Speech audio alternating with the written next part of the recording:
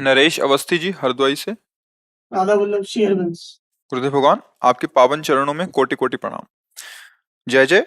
सभी के प्रति अनुकूल व्यवहार करने पर भी पलटकर उनसे प्रतिकूल व्यवहार ही मिलता है। जय जय। ऐसे में हृदय विचलित हो उठता है, क्या करूं? विचलित नहीं होना चाहिए ना। अभी आप अनुकूल व्यवहार ही नहीं करते। आप कहोगे क्यों? क्योंकि आपको अनुकूलता चाहिए तो आप उनके अनुकूल व्यवहार कहाँ करते हैं। आप तो अपनी अनुकूलता के लिए व्यवहार कर रहे हैं। ध्यान दीजिए, परमार्थ का बड़ा सूक्ष्म स्वरूप होता है। उसको स्थूल बुद्धि से नहीं समझा जाता, उसको सूक्ष्म बुद्धि। जैसे हम आपको नमस्कार कर रहे हैं, आपको नम्रता कर रहे हैं और आकांक्षा करते हैं कि आप मेरी बड़ाई करें कि बड़ा नम्र है, बड़ा शीलवान है।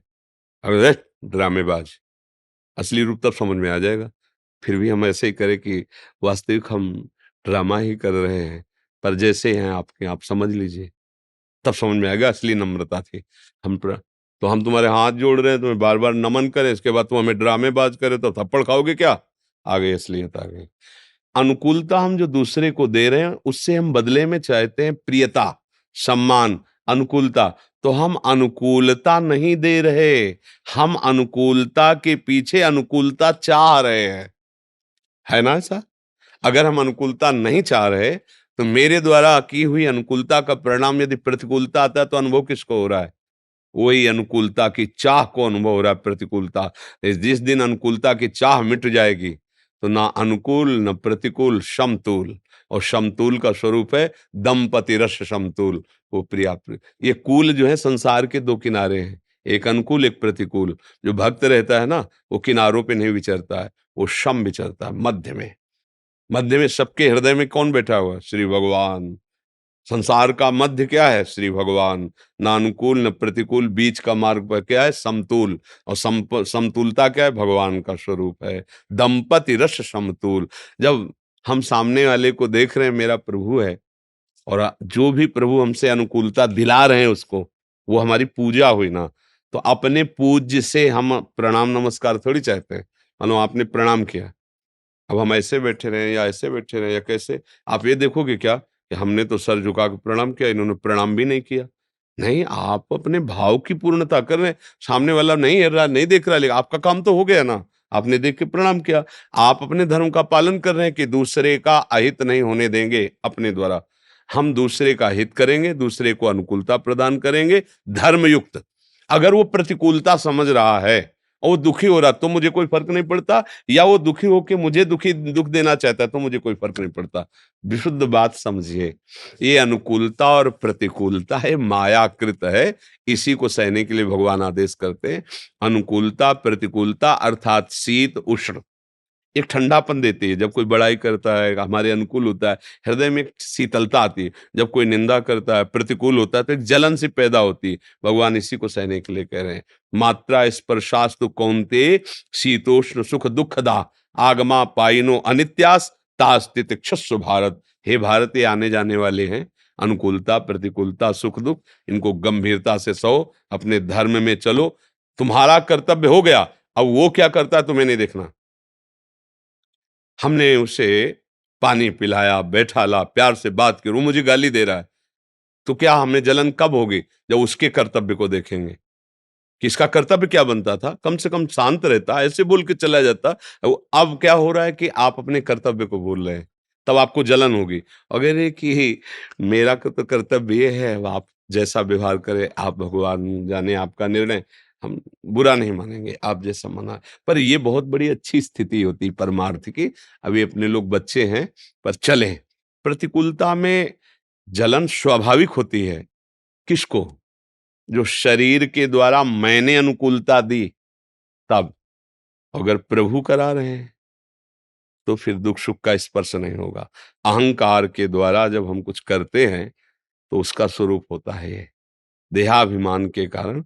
मैं तो सबको अनुकूलता देता हूं, तो सब में कौन है? प्रभु है ना। फिर आप उनसे अनुकूलता चाहते हो क्या? तो अनुकूलता की मांग करने वाला उपासक नहीं होता, तो स्वार्थी होता है।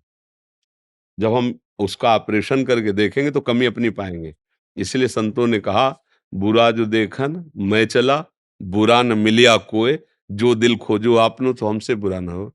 यदि हमारा मार्ग सही है, तो हमें बुरा नहीं लगेगा। क्यों? आप बताइए?